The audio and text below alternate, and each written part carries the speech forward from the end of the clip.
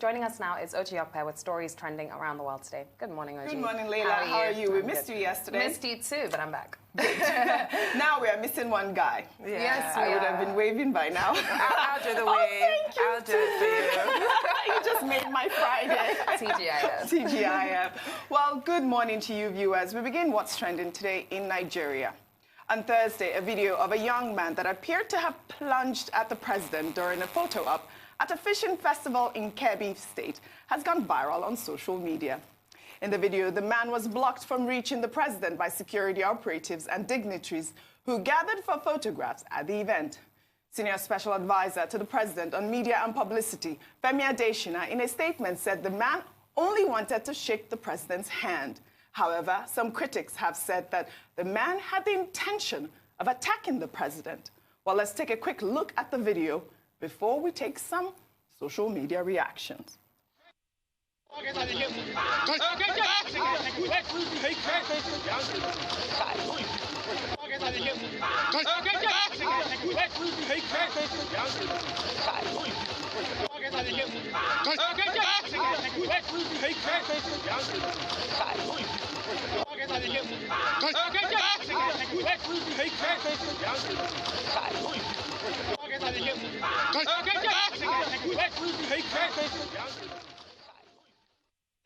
right, let's take our first tweet. Well, for our first tweet was from the former Minister of Culture and Tourism, Femi Fani-Kayode. He posted the video with the caption, "Young man at Argungu today attempting to assault Buhari. That was a close shave."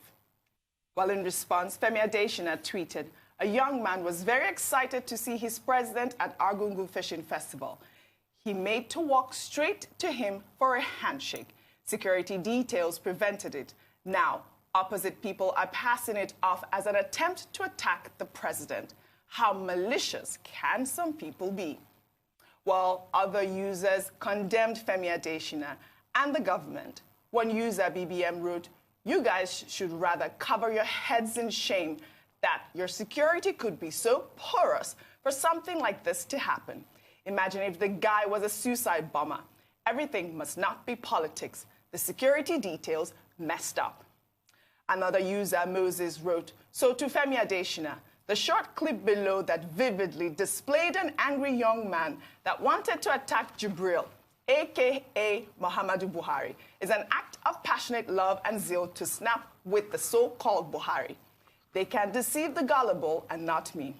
Jew Buhari was attacked, period." All right, I don't know what your thoughts are, but when I saw the video, I actually laughed. I thought that it was so cute. I thought the guy was, just wanting to take a picture. That was my first thought, because I had to scroll back and forth, and I saw that everyone around the president were smiling. They weren't like scared. They didn't look like they were worried. He didn't approach in a menacing fashion. Because if you watch it in slow motion, you would see that he had his hands stretched. Yeah. That's my thought. I don't know what your thoughts are. That's what I agree with you completely. This is not menacing at all. I think he was just overexcited. Yeah. But that point about the security is true. Yeah. Right. But this man is not. He didn't mean any harm.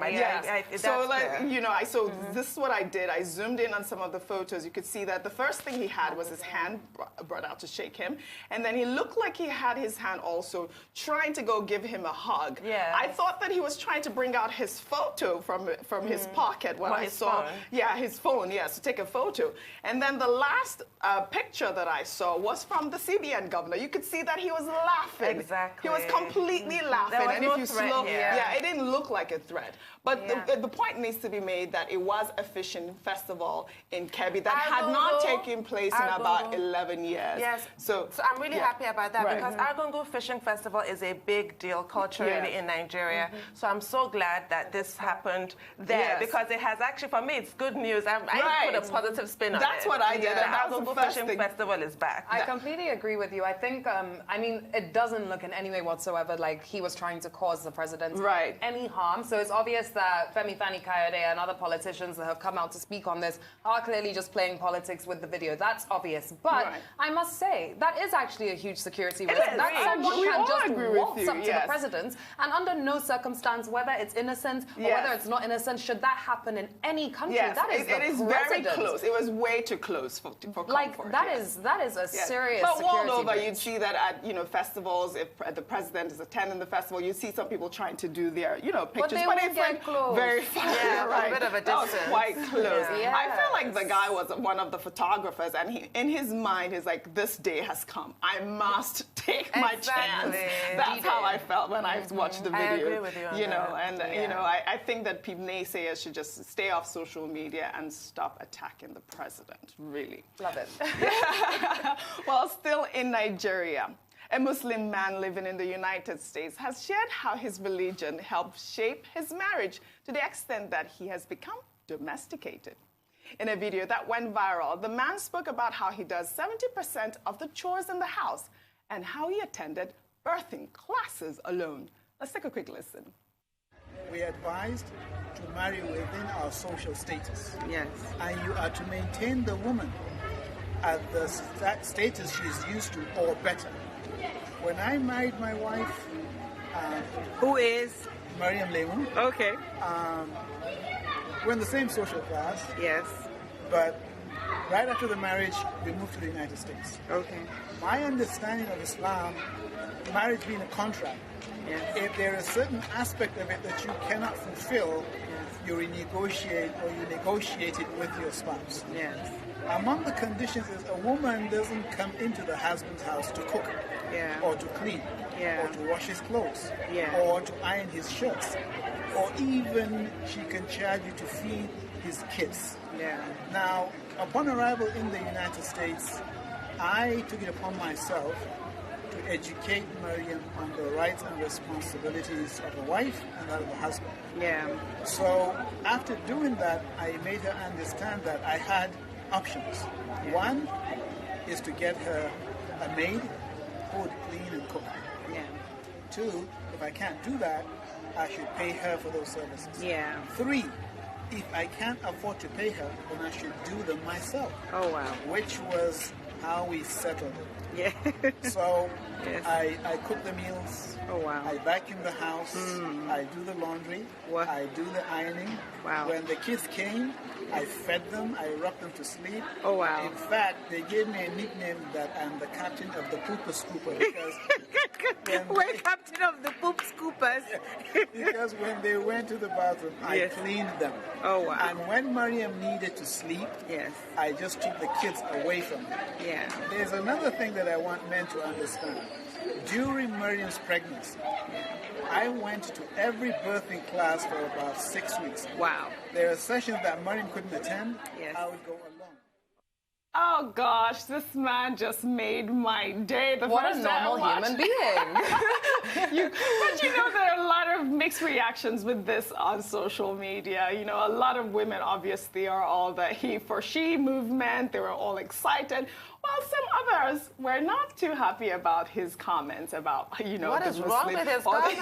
How would anybody see anything wrong? You have history with the Muslim tradition or the religion. That's personal. Okay. Yes, I know. But I'm just saying that in terms of the religion, right, a lot of people are saying, well, that's not how the Muslim men are supposed to go. And that's not true. That's not true. And I don't know what that is all about. That's not true. The way a lot of Muslims, how it's been expressed to me in the past is that a good Muslim man treats his wife like an egg.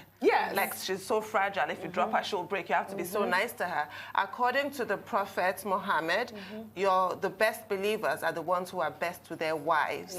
It does matter how you treat your wife. That your wife is happy is a big deal Islamically. So the notion that what he's doing is not Islamic is completely false. Well, that's what everyone is saying on social media. Some men on social media. It's people that are trapped. It's people that are trapped in their ways, afraid to get out of their ways, and refuse to see reality and society for what it is. Gone are the days of so many things. Gone are the days of women literally being slaves in your household. Yet there are so many patriarchs, both women and men, in society today that still want that as a system.